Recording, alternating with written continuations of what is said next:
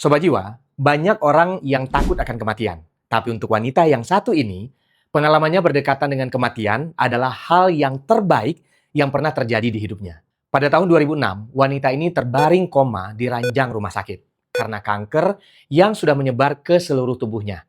Badannya sudah kayak tengkorak hidup dan beratnya aja hanya 38 kilogram. Dan dokter pun bilang, tinggal tunggu waktu aja. Dan tapi ajaibnya, bukannya menemui ajal, wanita ini malah menemukan kesadaran spiritual dan secara ajaib bisa sembuh total dalam waktu beberapa minggu aja. Wanita ini bernama Anita Murjani. Kalau di video sebelumnya kita membahas tentang Suruhiko, yang mana kejadiannya udah lama dan juga minim bukti. Dan buat yang belum nonton, silahkan klik linknya di sini ya. Nah, di video kali ini kita bawa cerita yang orangnya masih hidup, sehat walafiat sampai detik ini. Nah, penasaran kan? Nah, tanpa berlama-lama, langsung saja kita simak ceritanya di video ini. Masuk! Sobat Jiwa, ada nggak beberapa dari kamu yang ngerasa kalau hidupmu itu nggak benar-benar kamu miliki? Mungkin kamu terlalu diatur sama keluarga, atau mungkin kamu hidup penuh dengan rasa takut sama nyinyiran tetangga ataupun saudara. Pokoknya nggak pernah merasa bebas dan juga hidup di bawah tekanan. Anita Murjani ini hidupnya persis kayak gitu Sobat Jiwa. Dia adalah perempuan asal India yang besarnya di Hong Kong. Kayak kebanyakan keluarga India, keluarga Anita ini orangnya strict dan juga kaku banget. Dia dituntut untuk pinter di sekolah, di rumah juga harus nurut dan jadi gadis India yang baik. Bahkan dia sering dibilangin gini sama keluarganya.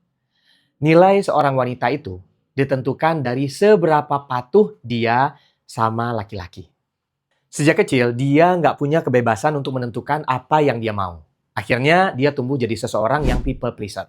Orang yang hidupnya bikin senang orang lain. Dia lebih takut kalau misalnya orang lain yang tersinggung daripada mikirin perasaannya sendiri. Nah, gara-gara ini, dia baru merasa berharga kalau dia mendapatkan persetujuan dari orang lain. Sampai suatu waktu, Anita ini dijodohkan sama orang tuanya. Dan ini jadi skandal besar di dalam hidupnya Anita. Kenapa? Karena 3 hari sebelum pernikahannya, dia memutuskan untuk kabur meninggalkan semua. Dan itu sudah pasti membuat malu keluarga besarnya. Singkat cerita, Anita akhirnya menemukan seseorang yang benar-benar bisa menerima diri dia apa adanya. Menerima Anita dengan mimpi besarnya, dengan ambisinya, dan juga dengan gaya berpikirnya yang lebih modern. Namanya adalah Dani. Mereka kenal dari teman yang satu circle di komunitas perkumpulan orang India yang ada di Hong Kong. Nah, lucunya nih Sobat Jiwa, Dani ini emang nggak cari istri yang tipikal India, yang harus manut-manut dan juga patuh gitu. Dani mencari sesosok partner hidup yang bisa dia ajak diskusi soal kehidupan, yang bisa berbagi dan juga berjuang bersama dalam urusan rumah tangga. Nah, Anita happy banget begitu bertemu dengan Dani dan merasa itu adalah jodohnya. Yang pada akhirnya di tahun 1995 mereka pun akhirnya menikah.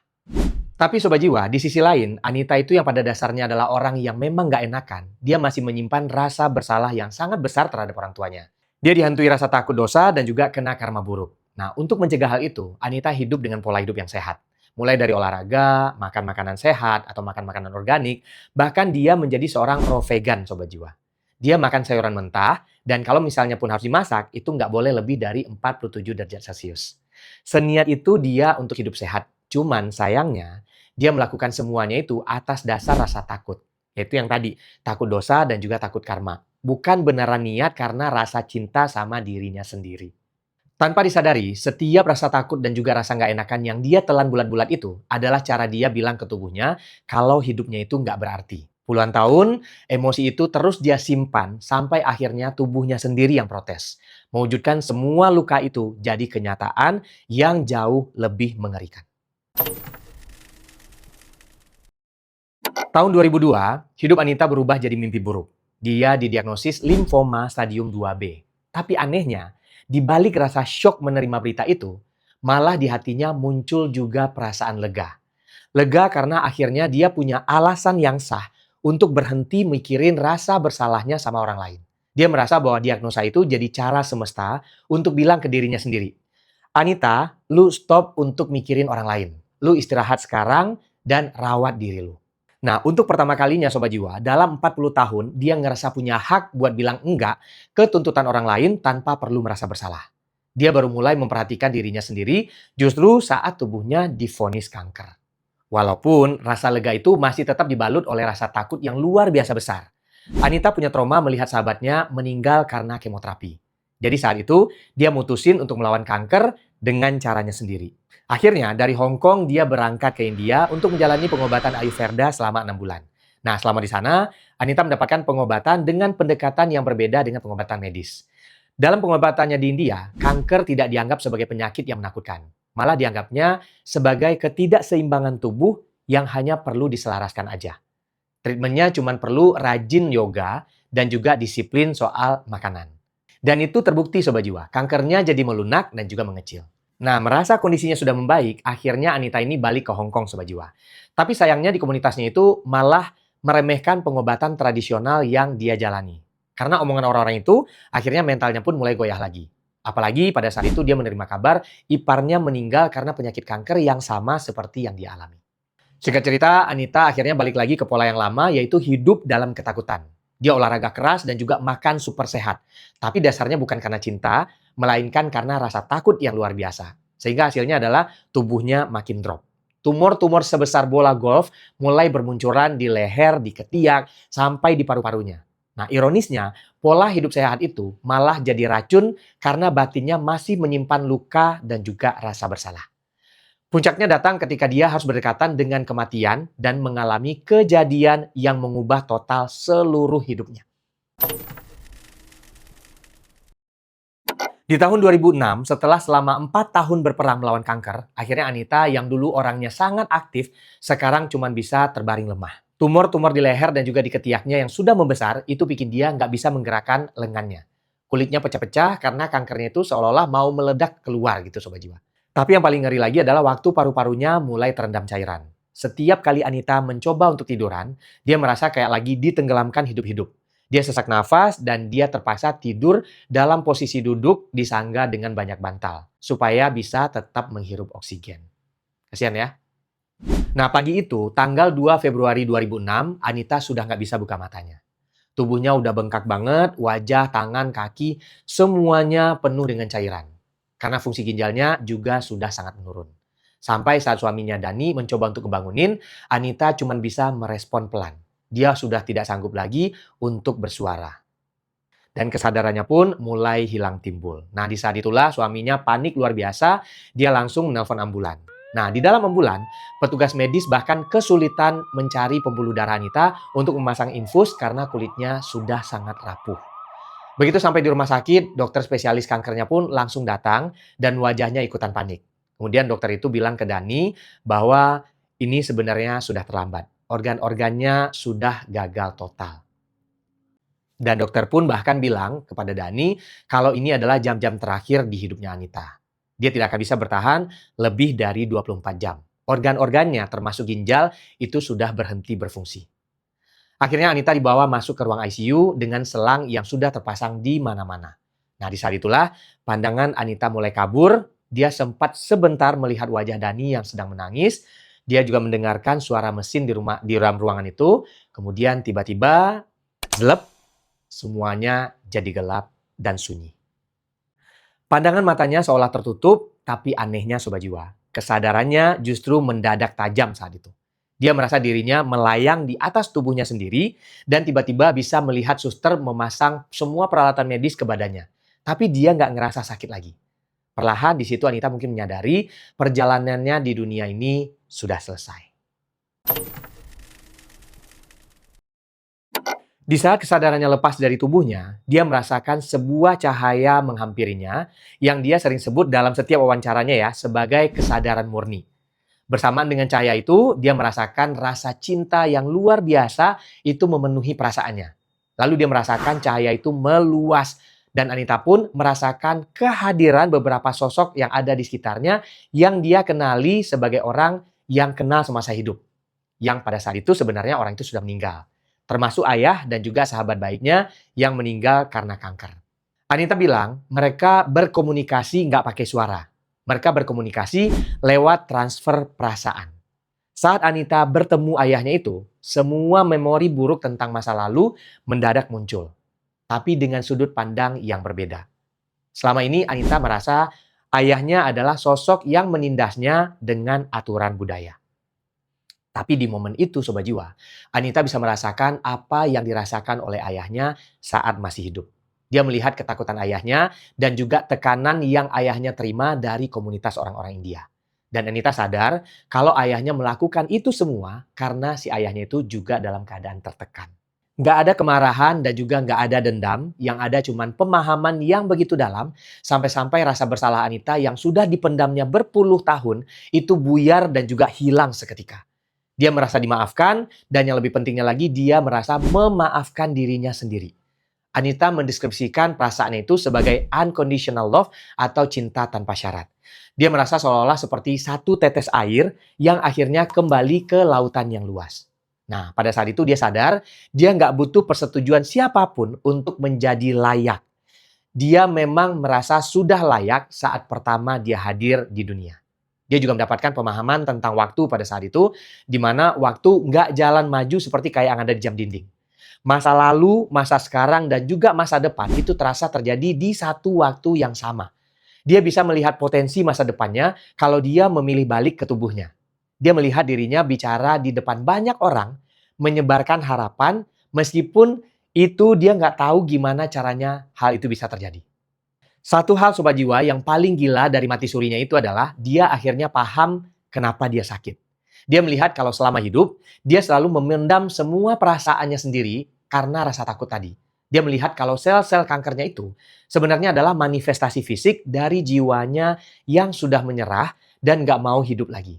Karena merasa sudah sangat capek memendam selama ini. Nah, di momen itu, Anita merasa sangat berkuasa atas takdirnya sendiri. Dia sadar kalau dia nggak lagi dihukum sama Tuhan atau alam semesta. Dia sadar kalau penyakitnya itu adalah hasil dari pilihan hidup dalam ketakutan dan dia punya kekuatan untuk merubahnya. Kalau dia mau kembali balik ke jasadnya. Di tengah rasa cinta dan juga rasa damai yang luar biasa saat itu, kata si Anita, dia sampai pada satu titik pilihan. Dia tahu dia bisa terus melangkah masuk lebih dalam ke cahaya itu dan meninggalkan tubuhnya selama-lamanya. Atau pilihan kedua, dia kembali ke jasadnya. Nah jujur, awalnya Anita nggak mau balik Sobat Jiwa. Dia mikir, ngapain dia harus balik ke badan yang beratnya cuma 38 kilo, yang bernafas saja susah, dan juga banyak penyakit. Dia lebih memilih tinggal di dimensi tanpa rasa sakit itu. Tapi di saat itulah pemahaman baru masuk ke jiwanya. Dia dapat pencerahan instan kalau dia kembali sekarang dengan kesadaran baru ini, kesadaran bahwa dia sangat dicintai dan gak perlu merasa takut lagi, maka tubuhnya bakalan langsung sembuh dalam waktu singkat yang gak masuk akal. Dia paham kalau penyakitnya itu sudah gak punya alasan lagi buat ada di tubuhnya. Karena akar masalahnya, yaitu rasa takut dan bersalah itu tadi, sudah dia cabut seakar-akarnya. Dan di momen itu, ayahnya pun memberikan pesan terakhir. Pergilah kembali dan jalani hidupmu tanpa rasa takut. Nah, itu pesan yang dia terima. Selain itu, dia merasa ada ikatan kuat dengan suaminya, Dani, dan dia juga sadar kalau mereka punya janji untuk menyelesaikan misi jiwa mereka bareng-bareng di dunia. Kalau Anita menyerah sekarang, maka Dani juga nggak bakal bisa menyelesaikan tugas jiwanya. Itu yang terbersit di dia. Nah, akhirnya dengan keberanian dan juga keyakinan, Anita memutuskan, oke, saya kembali, saya mau jadi diri saya yang sebenarnya tanpa memiliki rasa takut yang dipendam lagi. Nah, begitu keputusan itu dibuat Sobat Jiwa, jiwanya seperti disedot kembali ke dalam raganya. Dan tepat di saat itulah, di kamar rumah sakit yang sunyi, mata Anita yang tadinya sayu dan hampir mati, tiba-tiba terbuka. Nah, di bagian ini Sobat Jiwa, saya ingin memperlihatkan satu cuplikan video interview Anita yang sangat bermakna bagi saya pribadi waktu saya menontonnya. Dan saya pengen mengajak Sobat Jiwa semua untuk menyaksikan cuplikan dari video berikut. One of the other things that I learned, which was so important, is that I had always made my choices from a place of fear. Every choice was made from a place of fear. And unfortunately, we live in a world that propagates fear in everything, like even in our education system. It's about the fear of failing. It's about the fear of not getting into the best schools and so on. And our political system, it's always about the fear dividing us, the fear that they're not like us and so on. And every system of us, even our religious systems, the organized religion, a lot of their teachings are based in fear so that you would follow this religion versus that religion. But death actually taught me that I need to make my choices from a place of love. We all do. And everything we do, we need to do because we love to do it, because we want to do it, not because we're scared of the consequences. And even our medical systems teach us to fear disease. We would have a much, much more powerful world if people were taught to operate from a place of love instead of fear. Begitu Anita membuka mata dan kembali ke tubuhnya, suasana di ruangan itu berubah dari duka menjadi histeris Sobat Jiwa. Dan ajaibnya, proses penyembuhan dan pemulihan Anita tidak berlangsung lama. Dan yang bikin orang-orang ini merinding adalah Anita tahu semua kejadian waktu dia lagi koma. Dia langsung menyapa dokter yang lagi bertugas saat itu dan menyebutkan namanya. Waduh, saya merinding ya. "Selamat siang, Dokter Chan," kata si Anita. Nah, dokter itu langsung shock karena mereka belum pernah ketemu sebelumnya. Dan yang lebih gilanya lagi, Anita mengulang kata-kata yang diucapkan oleh suaminya dengan dokter waktu mereka lagi bisik-bisik di luar ruangan. Padahal secara medis, pendengaran Anita seharusnya sudah mati saat itu. Keajaiban lainnya yaitu proses penyembuhan. Hanya dalam waktu 4 hari, tumor-tumor sebesar bola golf yang tadi ada di leher, di ketiak, dan juga di dadanya itu mulai melunak dan menyusut sampai 70%. Tumor itu seolah-olah meleleh karena nggak punya lagi alasan untuk ada di sana. Racun-racun yang tadinya bikin kulitnya luka mulai berhenti keluar. Di hari kelima, hasil tes ginjalnya keluar. Dan luar biasanya lagi, ginjalnya dinyatakan berfungsi normal. Dokter-dokter senior yang ada di Hong Kong sampai kumpul dan geleng-geleng kepala. Mereka sampai melakukan biopsi berulang kali, mencari sel kanker yang tersisa, tapi hasilnya nihil. Dokternya bahkan sampai bilang ke Anita, "Saya nggak tahu harus nulis apa di rekam medisnya kamu. Secara medis, kamu seharusnya sudah meninggal. Tapi sekarang, kamu malah minta makan." Bahkan dokternya nih Sobat Jiwa ya, membuang berkas medis Anita itu ke tempat sampah. Karena semuanya sudah nggak masuk akal lagi. Tapi ada satu momen yang paling emosional buat Anita. Di minggu kedua, saat dia sudah cukup kuat untuk berdiri, dia meminta perawat untuk mengantarnya ke kamar mandi. Dia pengen melihat dirinya di cermin. Nah, pas dia melihat pantulan dirinya, dengan tubuh yang masih sangat kurus, kemudian kepalanya botak, serta wajahnya tuh yang tirus gitu, Anita menangis sangat hebat. Bukan karena dia sedih melihat penampakannya, tapi karena untuk pertama kalinya seumur hidup, dia merasakan kebesaran Tuhan di dalam tatapan matanya sendiri. Dia langsung bilang ke bayangannya yang ada di cermin, "Aku minta maaf, maaf karena selama puluhan tahun aku menyakiti dirimu hanya untuk menyenangkan orang lain. Dan aku janji mulai sekarang, aku akan jadi diriku sendiri." Waduh, merinding ya Sobat Jiwa ya. Hanya dalam waktu 5 minggu, wanita yang tadinya cuma dibilang punya sisa waktu 24 jam ini berjalan keluar dari rumah sakit dengan kakinya sendiri. Tanpa kanker, tanpa rasa takut, dan dengan cerita yang luar biasa yang siap dia ceritakan ke seluruh dunia. Nah, setelah keluar dari rumah sakit Sobat Jiwa, hidup Anita juga nggak lantas gampang gitu ya. Dia sempat ngebatin, kenapa aku harus balik? Apa yang harus aku lakukan sekarang? Dia ngerasa kayak nggak connect lagi sama dunia lamanya yang penuh kompetisi, drama, dan juga kepalsuan. Anita kemudian mulai menulis. Dia cuma pengen ceritain pengalaman pribadinya, apa yang dia rasain di alam sana. Dia nulis tanpa nama, cuman Anita M. di sebuah situs di internet. Nah, dia nggak nyari viral, dia cuma mau berbagi rasa damai dari pengalaman luar biasa yang dia punya. Dan disinilah tangan semesta bekerja kembali. Tulisan itu dibaca oleh Wayne Dyer, seorang penulis legendaris dunia. Wayne Dyer sampai bilang, cerita ini harus diketahui oleh semua orang di dunia. Dan tepat di hari ulang tahunnya Anita, dia dapat email dari penerbit besar yang bilang kalau Wayne Dyer mau menulis kata pengantar di bukunya. Nah, momen paling epik adalah ketika Anita harus bicara di depan 3.000 orang di Amerika. Bayangin Sobat Jiwa, Anita yang dulunya sangat pemalu, yang suaranya nggak pernah didengar, yang kerjaannya tuh memendam terus, sekarang berdiri di atas panggung di Pasadena, Amerika. Untuk menceritakan pengalaman hidupnya yang luar biasa. Nah, begitu dia naik panggung, dia merinding hebat.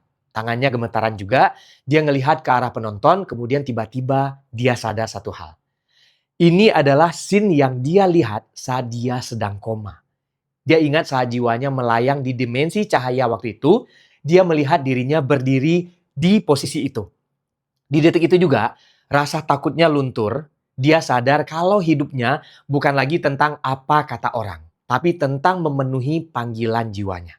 Anita menutup acara itu dengan sebuah pesan yang sangat menohok. Dia bilang, banyak dari kita yang sebenarnya sudah mati sebelum jantung kita berhenti. Kita mati karena kita membiarkan mimpi kita dikubur oleh ekspektasi orang tua atau orang sekitar.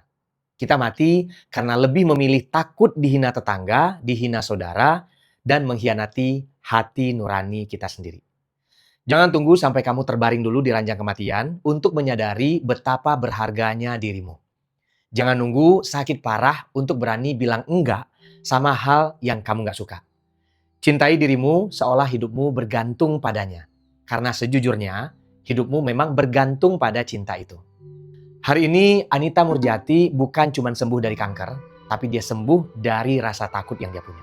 Dan sekarang, dia mengajak kita semua untuk melakukan hal yang sama, yaitu berani jadi diri sendiri sebelum waktu kita berakhir. Wah, epic banget kan Sobat Jiwa perjalanan hidupnya Anita Murjani ini? Gimana menurut kalian? Silahkan ketik-ketik di kolom komentar pelajaran hidup apa yang kamu ambil dari cerita hari ini. Buat kamu yang penasaran sama ceritanya lebih detail lagi, kamu bisa juga baca bukunya Anita Murjani yang berjudul Dying to Be Me. Atau buat kamu Sobat Jiwa pengen cari tahu lebih banyak, silahkan cari di podcast interviewnya dia ya. Orangnya masih hidup sampai sekarang, sehat walafiat, dan kamu bisa dapatkan ceritanya langsung dari orangnya. Oke Sobat Jiwa, terima kasih buat Sobat Jiwa yang sudah menyimak video ini sampai habis. Jangan lupa subscribe dan klik tombol loncengnya untuk kamu bisa mendapatkan video-video terbaru dari Langkah Jiwa. Ingat untuk selalu menjaga kesehatan dan sayangi dirimu sendiri. Sampai jumpa di video Langkah Jiwa berikutnya.